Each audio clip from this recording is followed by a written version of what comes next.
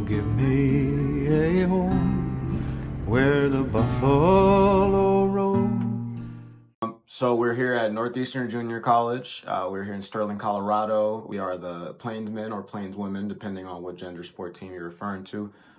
Sterling, Colorado is here in the northeastern corner of Colorado, so right next to Nebraska border as well as the Wyoming border to the north of us. About an hour and a half, 2 hours from Denver.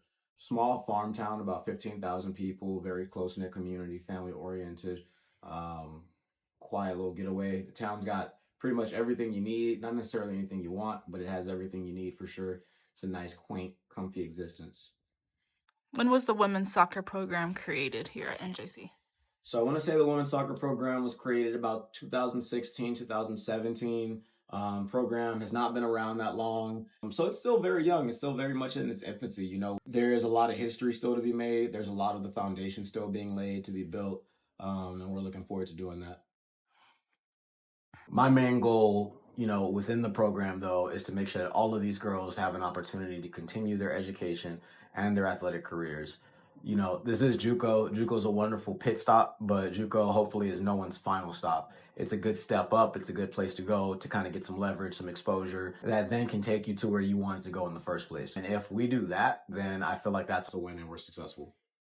We compete in the NJCAA Division One, which is the National Junior College Athletic Association. Within the JUCO league, basically for the country, there's a couple different divisions, 1, 2, and 3. Division 1 just means that we also can help with housing. So we have scholarship money, we have dorms on campus, we bring in a variety of student athletes, which is more common at that Division 1 JUCO level. Because you are recruiting from such a wider area and the teams you're playing against are doing the same, you're getting a higher level of competition. It's not like just playing high school ball or club ball again. Now you're competing like almost on a world stage, really. I've either coached or have coached against players that have represented their national teams, professional academies, played club their whole life, came from the big club alphabet leagues. Maybe they were just playing high school. You get multi-sport athletes. It's such a mixed bag. It's such a diverse level to play at, but it's really one of the purest forms of the game because it is so diverse. Soccer at its truest is a game for everybody, and that's kind of what this division is. Yeah, so the level of play and skill at this level, there's a wide variety. It really just depends on what program you're at. So, some of the girls that we have are now committed to go play Division One next year, Division Two in the NCAA, going to universities, NAIA.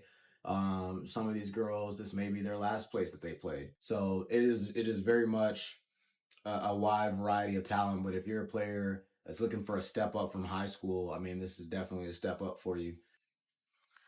How has your first year here been? So I start March 1st. We have 11 girls. We ended up picking up a walk-on, 4 weekends of, 7 or 8 games against some of the NCAA Division II schools. So we got to go see them, and we beat a Division III school our very first game, and we hung in there with some heavy hitters, some teams that were considerably more talented than us, but we just worked really hard. At that point, right, also in March, I'm now trying to recruit. There were no recruits signed at the time, and we ended up going into the fall with about 17. We had a pretty competitive start. We went in to play an NAIA school, Down University in Nebraska. We played them and tied them 2-2, which was a really great start. Things were looking promising.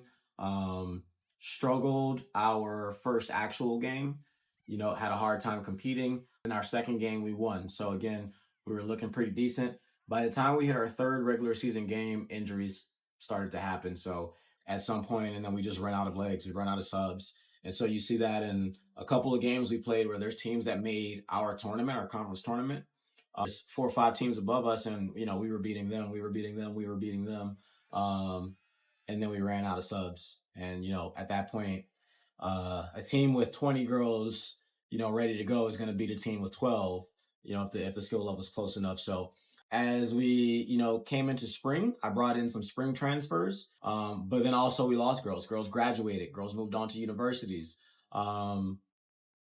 Family issues came up. There were a lot of different factors, so we ended up having about the same size spring roster. When you get into spring season, everyone has a smaller roster because people graduate or whatever happens, right? So everyone in any division is going to have a smaller spring roster. This spring so far, we've played against Colorado Christian University, which is a Division II.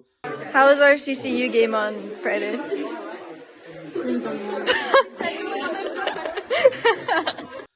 They just, we went to go play them and they absolutely destroyed us. To be completely honest, it was a very tough loss for us. And for us right now, there was a decent gap that we definitely have to close. And I think CCU showed us that. And so we're appreciative of that experience. But, we have games like that where we play against these universities so that our girls can see what the next level feels like and they can get seen by those coaches and they get exposure to it, right?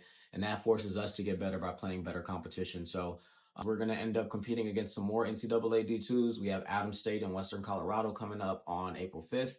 So we're going to continue to have more chances to redeem ourselves this spring and for our girls to get seen, to get scouted, to get, exposed to those universities, and for us to compete and see what we look like going into fall. I'm very hopeful for fall 2025 because now I've had a full year and a full recruiting cycle to be able to build a roster in my vision. So we have 20 girls signed.